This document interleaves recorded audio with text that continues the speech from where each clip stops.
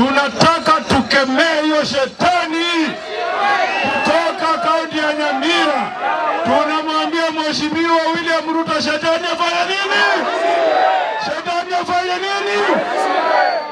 Tunyamaze kwa sekunde 30 kwa heshima na maombi ya kipekee kwa Mheshimiwa Natembeya, na tumuombee kwamba ile kupigana na pigania wa Kenya, Mungu asimame na yeye. Haya, sekunde 30 kwa heshima ya George Natembeya. Mungu amlinde. Tunyamaze na Mungu amlinde.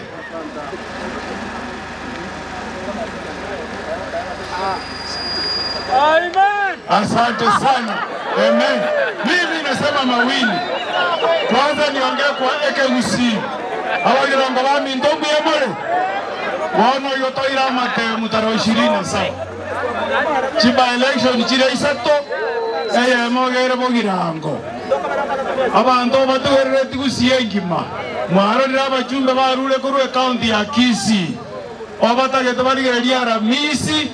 Wosei twabagirango toja gosoki omwana itokoroku Fred Okengo Matiani.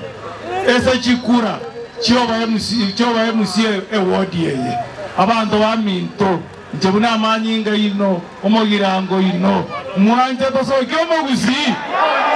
Mwanje. Marengo batenga baje bakeronga rochikura. Maitabire. Esa yeye kati ya William Ruto na Fred Okengo na ndigamba temi mogoje gwakera Ruto asante ekeraba ete bona usisiringi 10 omwako goja mokolera siringi 8 asa irasoko more kinga tuage chigu tero 27 totaba mauda ya bewana huo.